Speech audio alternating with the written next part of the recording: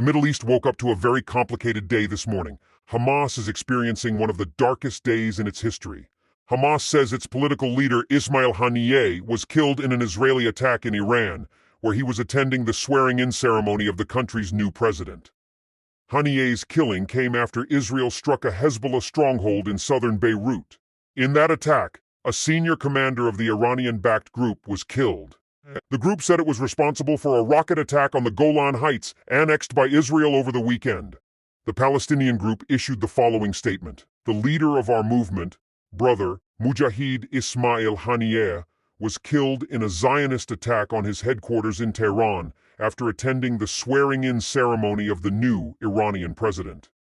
The assassination of Ismail Haniyeh, a top Hamas leader, in the Iranian capital threatens to escalate tensions in the Middle East and could further jeopardize the prospects for progress in the already stalled negotiations to end the war in Gaza.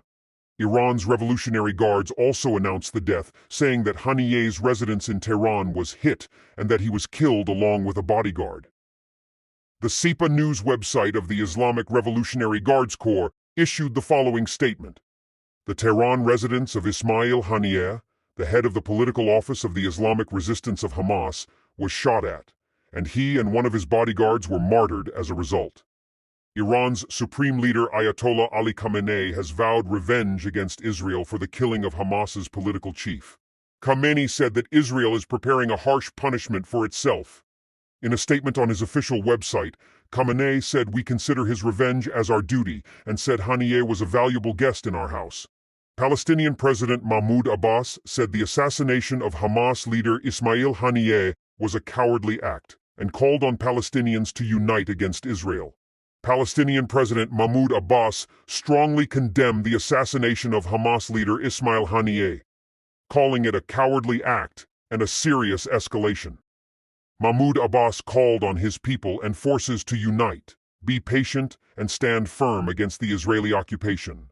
Russia condemned the unacceptable political assassination of Haniyeh. Deputy Foreign Minister Mikhail Bogdanov said, "This is a completely unacceptable political assassination, and this will lead to further tensions." Turkey also condemned the shameful assassination of Haniyeh, an ally of Turkish President Recep Tayyip Erdogan, the Foreign Ministry said in a statement. "We condemn the shameful assassination in Tehran of Ismail Haniyeh, the leader of Hamas's political office," the ministry said, adding that this attack was also aimed at spreading the Gaza war to a regional dimension. The Syrian Foreign Ministry condemned the murder, blaming Israel and warning that the latest escalation could engulf the entire region in flames. The ministry said Syria condemns this blatant Zionist aggression and described Haniyeh's murder as a despicable act, adding that the Israeli entity's continued disregard for international law could engulf the entire region in flames. The Guard said the motive was not immediately clear but was being investigated. Haniyeh had traveled to Tehran to attend the inauguration of Iranian President Masoud Pezeshkian. The Israeli military declined to comment on foreign media reports. Israel. Prime Minister Benjamin Netanyahu has vowed to destroy Hamas and return all hostages taken in the October 7 attack that started the war in the Gaza Strip. Regional tensions have escalated since the start of the Israel-Hamas war in October, drawing in Iranian-backed militant groups in Syria, Lebanon, Iraq, and Yemen. The assassination in Tehran exposes Israel to possible repercussions from Hamas and Hezbollah for the attacks on their leaders, and from Iran for the assassination on its borders. Prior to the attacks, there were expectations that Israel and Hamas were close to an agreement to end the nearly 10-month war in Gaza, which has killed tens of thousands of people and caused a deepening humanitarian crisis in the region. Haniyeh was among the negotiators in the ongoing talks between Israel and Hamas, mediated by Egypt, Qatar, and the United States, to end the war in Gaza in exchange for hostages captured in a Hamas attack on Israel. It is significant that his death took place in the Iranian capital. Haniyeh headed the political wing of Hamas while living in exile in Qatar since 2017. Israel maintains informal relations with Qatar and has not attacked Hamas leaders there. Failing to protect the leader of its ally in its capital is a serious security breach for Iran. Mr. Haniyeh met with Iran's supreme leader, Ayatollah Ali Khamenei, shortly before his death. It also raises questions about the security of Iran's top leaders and Israel's ability to target them. Earlier yesterday, Iran held an emergency meeting of the Supreme National Security Council at the residence of the Supreme Leader. Iranian state television, reflecting the views of the Supreme Leader and the government, said the attack would provoke retaliation from Iranian-backed aggressor groups in the region. Israel has carried out a series of high-profile assassinations in Iran in recent years, raising alarms and prompting a security overhaul. Iran and Israel have been waging a covert war through proxies and targeted assassinations for years. In April, Iran fired hundreds of missiles at Israel following an Israeli attack on Iranian commanders in Syria. By the end of last week, officials reported progress in months of negotiations between Israel and Hamas for a ceasefire in the war in Gaza, despite stubborn differences on several critical issues. The death of Haniyeh, a key figure in the negotiations, makes the prospects for an agreement even more uncertain. Qatar, which has played a central role in mediating talks between Israel and Hamas, condemned Haniyeh's killing, calling it an outrageous crime and a dangerous escalation. Qatar's foreign ministry said in a statement on Wednesday that the assassination and Israel's continued targeting of civilians in Gaza was plunging the region into chaos. Defense Secretary Lloyd J. Austin said the U.S. government, which is mediating talks with Qatar and Egypt, will work hard to help bring down the heat and address the issues through diplomatic means. Ismail Haniyeh has been part of Hamas for decades and in recent years has led the militant group's political operations from exile, emerging as one of its most visible leaders in the war against Israel in Gaza. Hamas and Iranian state media said the 62-year-old was killed on Wednesday in the Iranian capital Tehran. Hamas claimed Haniyeh was killed in an Israeli attack on his residence, while the Israeli military declined to comment. Haniyeh's death is a major blow for Hamas at a time of heightened tensions in the Middle East over the devastating war in Gaza, and raises troubling questions about the future of negotiations between Israel and Hamas. As Hamas's political leader, he was a key interlocutor with international mediators in the hostage and ceasefire talks between Israel and Hamas, which stalled after the October 7th attack on Israel. Haniyeh was born in a refugee camp near Gaza City and joined Hamas in the late 1980s during the First Intifada, the uprising. His parents were refugees expelled from Ascalon, later known as Ashkelon in Israel. He was jailed several times in Israel for his participation in the uprising, then deported and returned to Gaza, where he rose rapidly through the ranks of Hamas over the next decade. Haniyeh was appointed as part of a secret collective leadership in 2004, after the two previous leaders of Hamas, Sheikh Ahmed Yassin and Abdel Aziz Rantisi, were killed in Israeli attacks a few weeks apart. After Hamas won elections to the Palestinian Legislative Council in 2006, Haniyeh became Prime Minister of the Palestinian Authority, PA government, but this was short-lived. He was dismissed by PA President Mahmoud Abbas after 1 year in office, and remains the only PA Prime Minister to hold office by popular mandate. Long seen as Hamas's leader in Gaza, Haniyeh did not become the group's overall political leader until 2017, but that year he replaced Khaled Meshal, who had led Hamas in exile since 2004. A year later, Haniyeh was declared a specially designated global terrorist by the United States. This came at a time of tension between Washington and the Palestinians, over then U.S. President Donald Trump's decision to recognize Jerusalem as Israel's capital. Despite this designation, and in contrast to Hamas's military leadership, Haniyeh has traveled globally and met with world figures as the organization's political head. The previous day, Haniyeh was photographed in Tehran meeting with Iranian President Masoud Pezeshkian. In Hamas's surprise attack on October 7th, at least 1,500 Hamas fighters poured across the border into Israel, killing at least 1,200 people and taking nearly 200 hostages. According to the Gaza Health Ministry, more than 39,000 Palestinians have been killed in Israeli attacks on Gaza, causing a humanitarian catastrophe in the densely populated Strip. Since then, Haniyeh has been a key figure in international negotiations on the conflict, including the release of hostages in Gaza. Trump, who has shown a willingness to reach a deal if Israel withdraws from Gaza, said in May that the group was still willing to reach a deal with mediators, but that any offer would have to permanently end the conflict in the region. He said at the time that his demands were aimed at stopping aggression against our people, a fundamental and logical position that lays the foundations for a more stable future. Israel, for its part, called these demands unacceptable. Prime Minister Benjamin Netanyahu has vowed to continue fighting until Hamas is destroyed. This led to a breakdown in negotiations, with both sides blaming each other. Haniyeh held talks with mediators in Qatar and Egypt in early July to discuss ideas to end the war, raising hopes that the two sides might be on the verge of a framework agreement.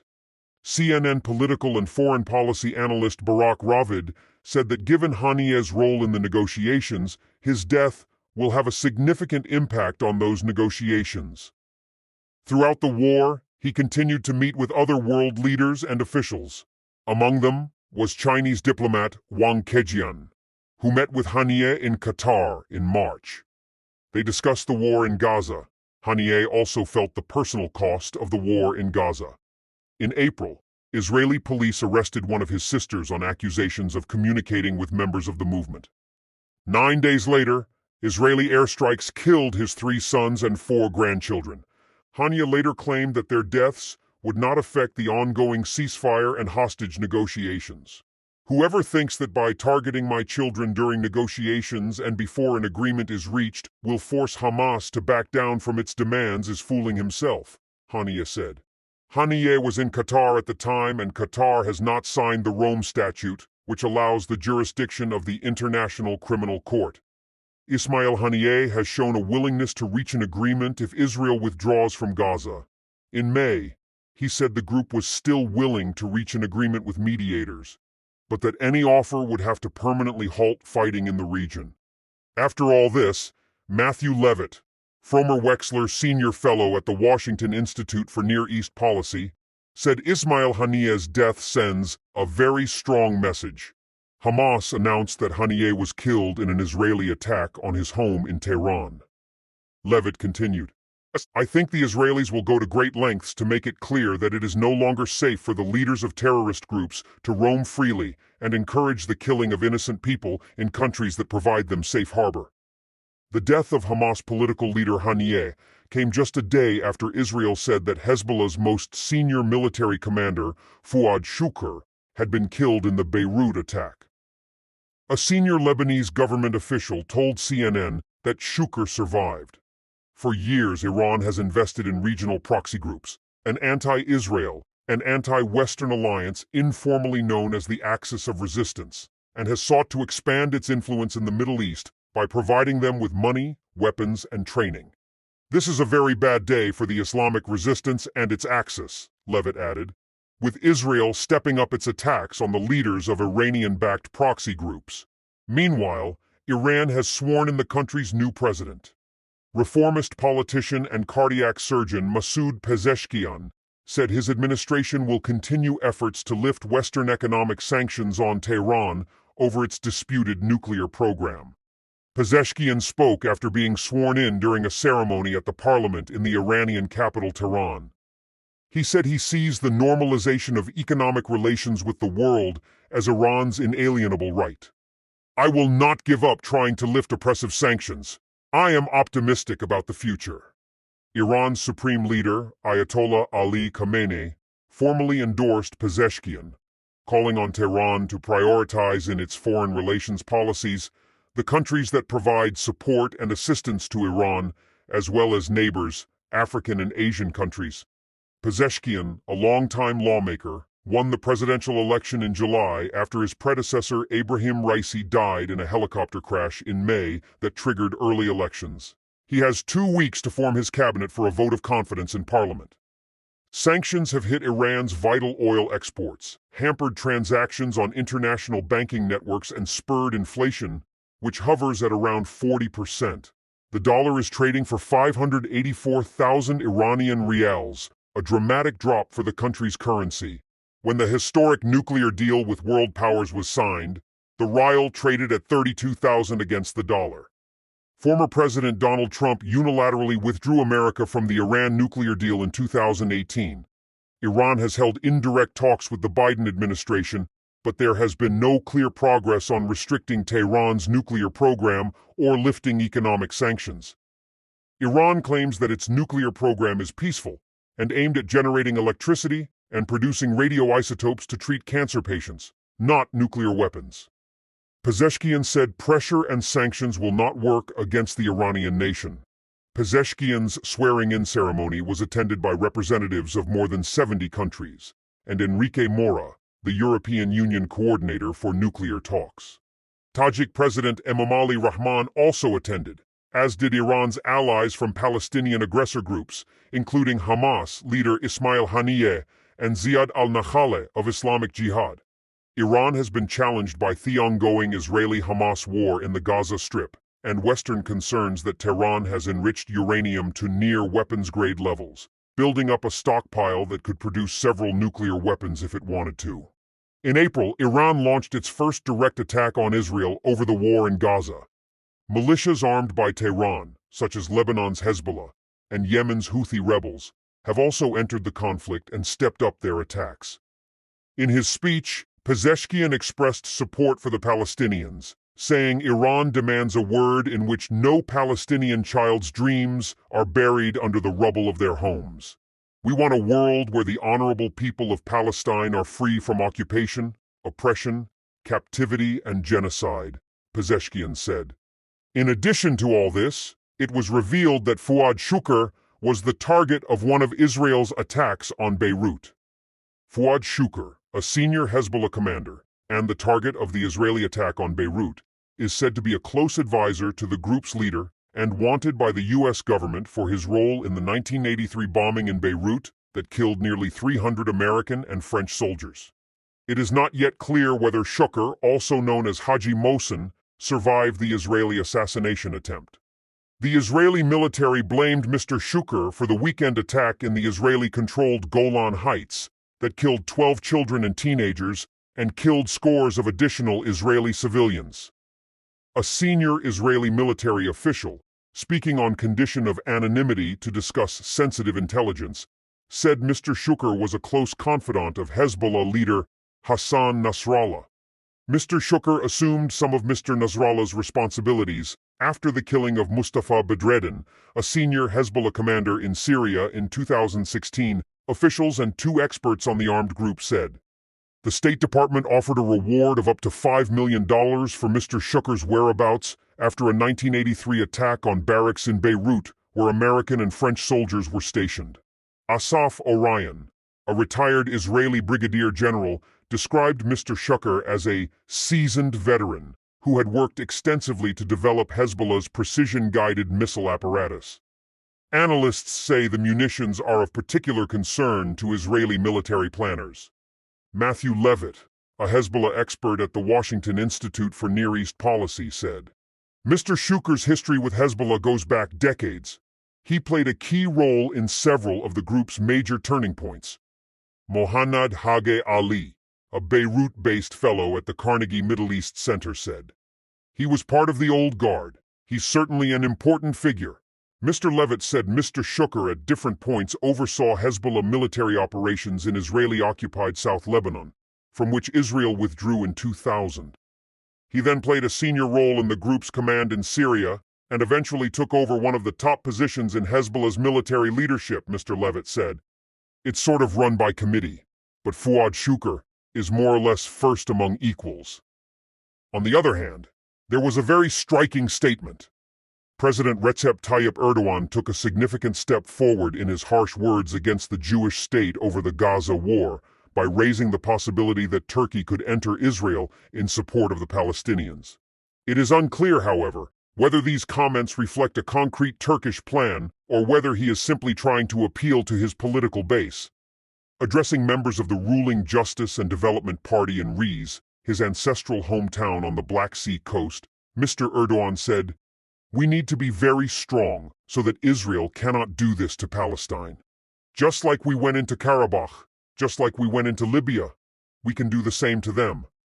Erdogan referred to Azerbaijan's support in its conflict with Armenia last year and his country's military intervention in Libya. There is no reason not to do this. We must be strong to take these steps.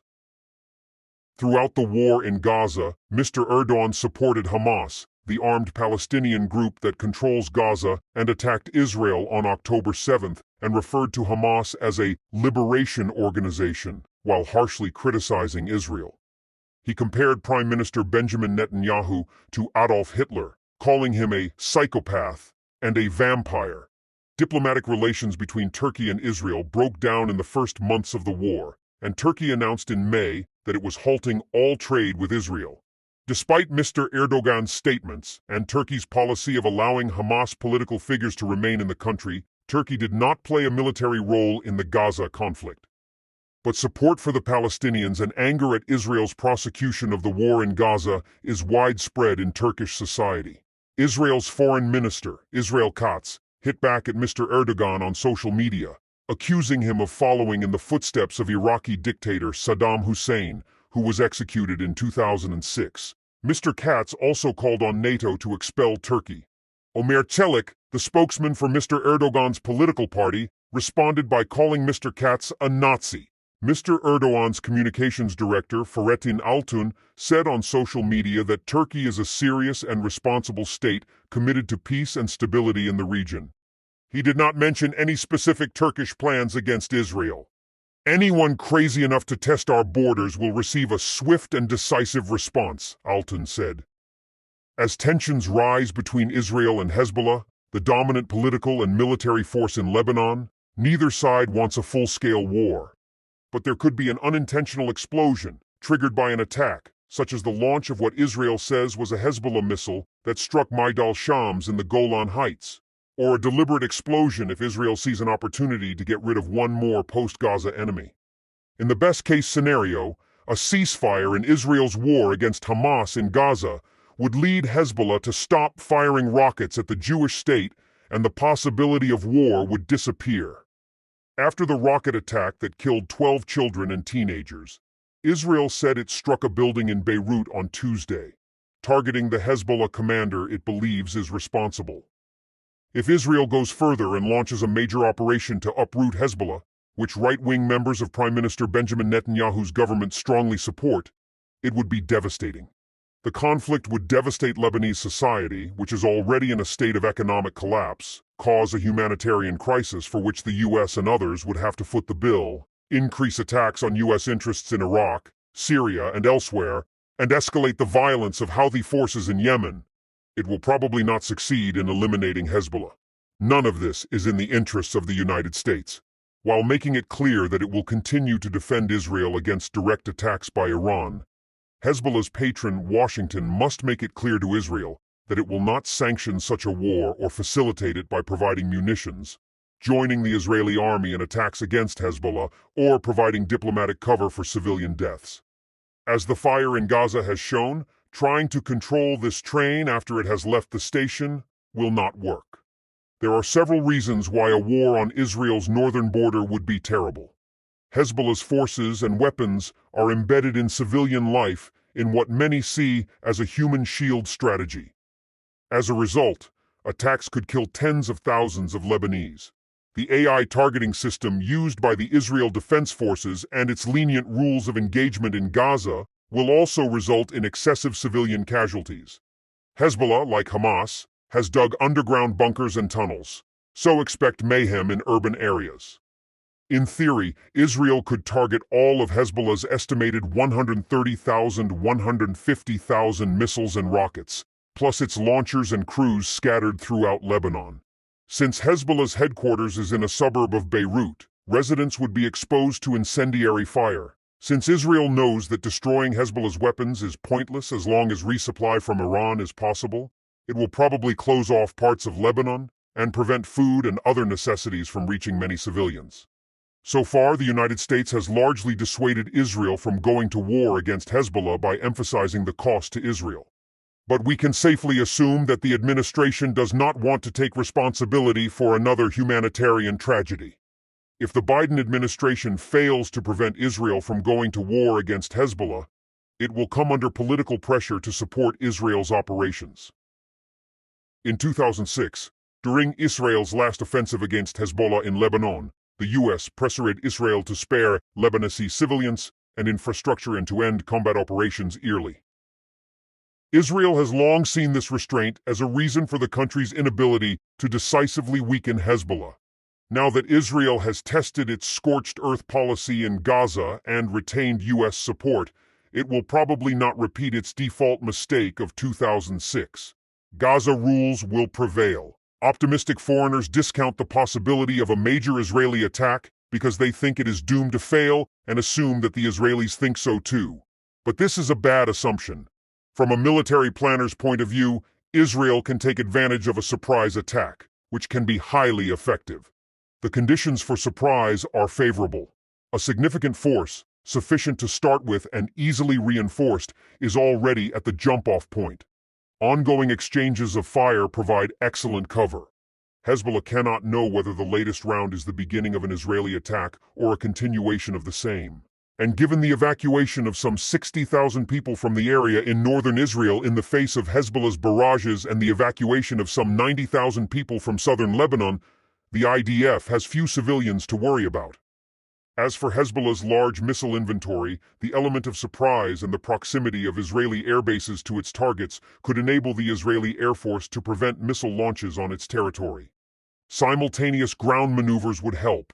An air defense umbrella enriched with American weapons would limit the risk on the home front. Air defenses could be concentrated around small, dense Israeli critical infrastructure facilities to prevent catastrophic damage, but many missiles could still get through and possibly kill hundreds of Israelis. The Biden administration should put an end to such thinking and make it clear that Israel's promises of a measured war will have little credibility after the deaths of nearly 40,000 people in Gaza and the massive destruction there, according to Palestinian health officials. If Israel moves forward with plans to wage war on Hezbollah and the militant force launches thousands of missiles into Israel, then it had better hope that its missile defenses and civil defense capabilities are adequate. The United States has the capacity to shoot down advanced Iranian missiles, which it will do, but not necessarily enough to save an Israel overwhelmed by Hezbollah missiles thanks to an unrealistic war plan. Beyond the ongoing but fruitless diplomacy to secure Hezbollah's cooperation and accept Israel's right to defend itself, a ceasefire in Gaza is the surest way to reduce tensions in the north. It is now a race against time. It is hoped that Israel's response to a preemptive no from Washington will be to shelve plans for a full-scale offensive. It is possible that Mr. Netanyahu will mobilize his supporters in Congress and the Trump campaign to hit the administration and force it to pledge support for whatever Israel chooses to do in Lebanon.